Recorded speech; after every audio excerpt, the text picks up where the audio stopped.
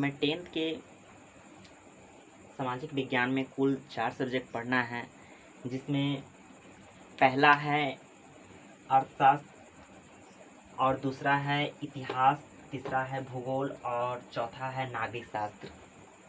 इसके अंदर भी कई सारे चैप्टर्स हैं और इसके अंदर भी है और इसके अंदर भी है और इसके अंदर भी है।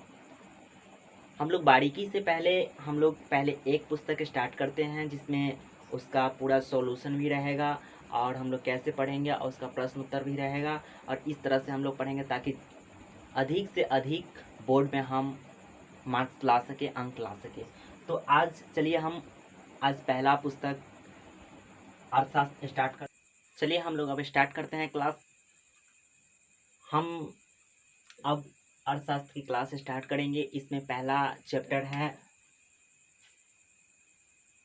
अर्थव्यवस्था एवं इसके विकास का इतिहास। हम लोग पहले समझेंगे अर्थव्यवस्था क्या है,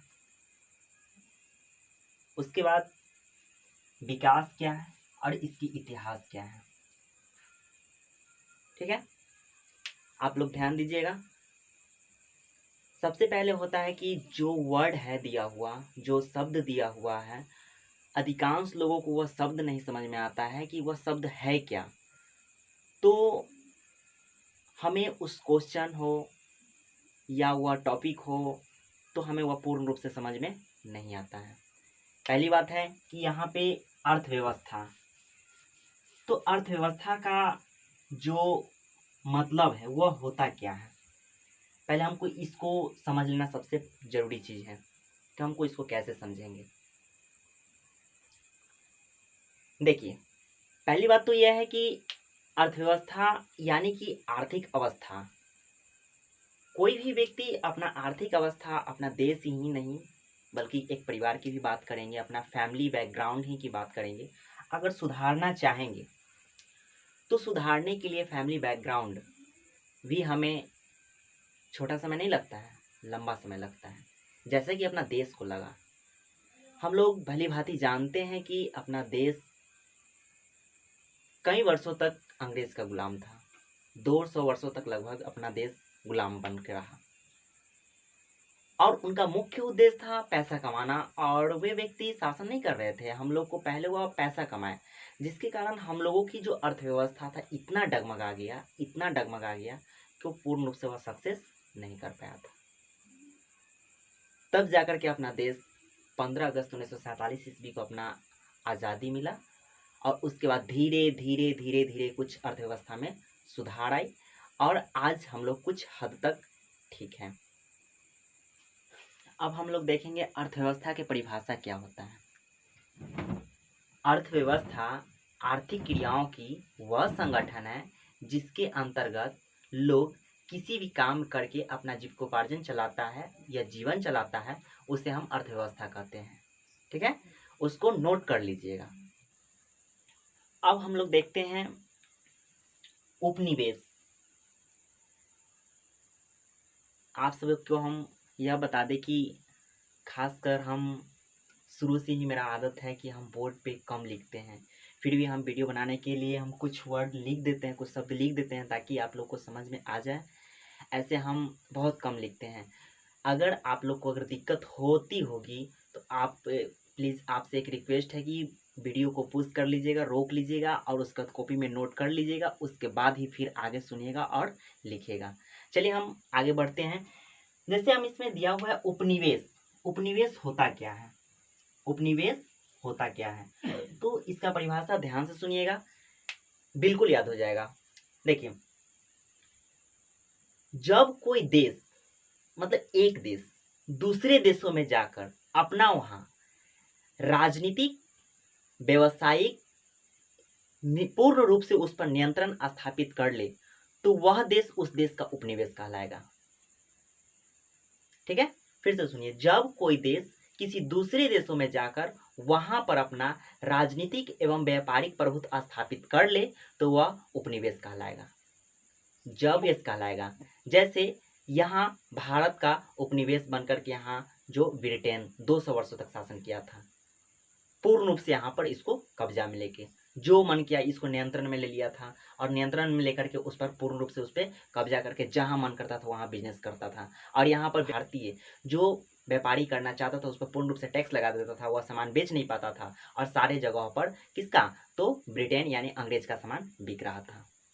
देखिए, अर्थव्यवस्था की संरचना के आधार पर हम इसे 3 भागों में विभक्त कर सकते हैं, बांट सकते हैं। पहला है प्राथमिक क्षेत्र। पहला क्या है, प्राथमिक क्षेत्र। पहला है प्राथमिक क्षेत्र। दूसरा है द्वितीयक क्षेत्र। दूसरा द्वितीयक क्षेत्र है। और तीसरा है तृतीयक क्षेत्र है। तीसरा क्या है, तृतीयक क्षेत्र है। हम लोग इसको क्या करेंगे, पहला जो प्राथमिक क्षेत्र है यानी कि प्रथम, प्राथमिक क्षेत्र मतलब प्रथम, तो हम लोग प्राथमिक क्षेत्र को, अब इसका देखिएगा, इसको क्या करिएगा आप लोग, पहले प्राथमिक क्षेत्र लिख लीजिएगा। प्राथमिक क्षेत्र लिखने के बाद इसका डिफिनीशन यहाँ पर ऐसे एरो दीजिएगा और एरो देकर के यहाँ पर डिफिनीशन लिखना स्टार्ट कीजिएगा। ठीक है, हम लोग प्राथमिक क्षेत्र को कृषि क्षेत्र भी कहते हैं। प्राथमिक क्षेत्र को हम लोग कृषि क्षेत्र भी कहते हैं। इसके अंतर्गत पशुपालन, उत्पादन, जैसे गेहूं उत्पादन हो गया, मक्का उत्पादन हो गया, मछली पालन हो गया, वानिकी हो गया, इस सब को हम लोग प्राथमिक क्षेत्र के अंतर्गत रखेंगे। ठीक है, दूसरा है द्वितीयक क्षेत्र। द्वितीयक क्षेत्र को हम लोग औद्योगिक क्षेत्र भी कहते हैं। द्वितीयक क्षेत्र को हम लोग औद्योगिक क्षेत्र भी कहते हैं। इसके अंतर्गत जितने भी कल कारखाना, फैक्ट्री, गैस एजेंसी, बिजली विभाग, इसके अंतर्गत सम्मिलित किया जाता है। अब आते हैं हम लोग तृतीयक क्षेत्र। तृतीयक क्षेत्र के अंदर हम लोग तृतीयक क्षेत्र को हम लोग सेवा क्षेत्र भी कहते हैं। तृतीयक क्षेत्र को हम लोग सेवा क्षेत्र भी कहते हैं। इसके अंतर्गत लोग सेवाओं देने का काम करता है, जैसे कि परिवहन, बैंक, रेल कर्मचारी, शिक्षक, डॉक्टर, इंजीनियर, ये सब क्या हम लोग को सेवा देते हैं। ये सब क्या करते हैं, हम लोग को सेवा देते हैं। तो इस प्रकार से इसको 3 भागों में विभक्त किया गया है। समझ में आ गया?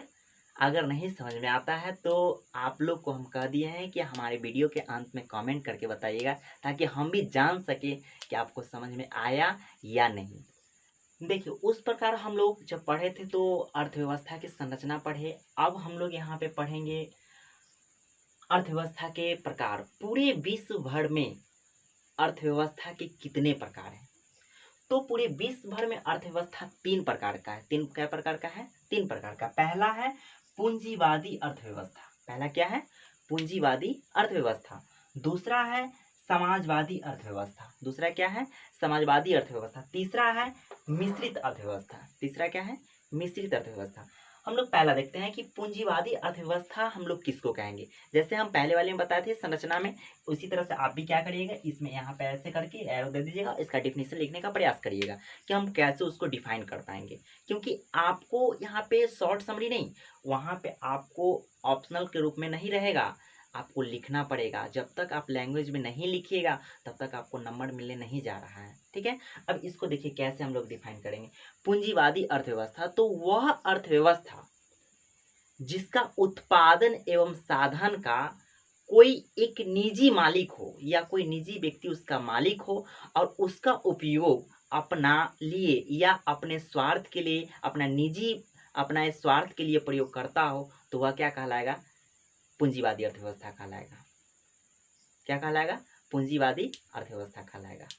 ठीक है, जैसे आज अमेरिका है, ऑस्ट्रेलिया है, जापान है, ये सब क्या कर रहे हैं कि अपना इसका कोई व्यक्ति है जो अपना फैक्ट्री खोल लिया और खोलने के बाद वो अपना बिजनेस चला रहे हैं और उसका कोई एक निजी व्यक्ति मालिक है, और वही आज सबसे आगे भी निकल करके आया है। जैसे माइक्रोसॉफ्ट हो गया, अमेरिका के हैं, वह देखिएगा तो वो अपना एक निजी कोई व्यक्ति है उसका मालिक, और वह पूंजीवादी अर्थव्यवस्था के तहत आता है, और जो उसका पैसा आ रहा है तो उसके मालिक का हो रहा है।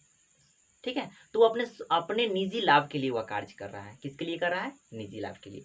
दूसरा है समाजवादी अर्थव्यवस्था, तो उत्पादन एवं साधन का वे व्यक्ति मालिक होते हैं, जो सरकार है, जो अपना देश संचालित करते हैं, वह इसका मालिक होते हैं। तो वैसी अर्थव्यवस्था क्या कहलाता है? समाजवादी अर्थव्यवस्था कहलाता है। क्या कहलाता है? समाजवादी अर्थव्यवस्था।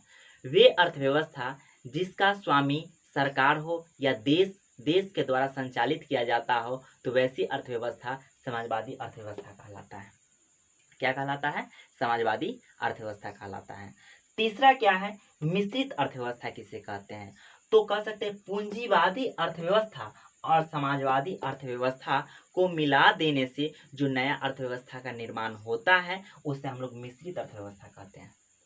अपना यहाँ है कुछ वैसे संसाधन है जिस पर सरकार का हक है और कुछ वैसे भी संसाधन है जो निजी व्यक्तियों के द्वारा संचालित किया जाए, जैसे धीरू भाई अंबानी है, मुकेश अंबानी है, कई सारा फैक्ट्री है, बिरला टाटा बिरला है, इनके द्वारा कई सारा फैक्ट्री संचालित किए जा रहे हैं, तो वो व्यक्ति निजी हो गए, पूंजीवादी हो गए।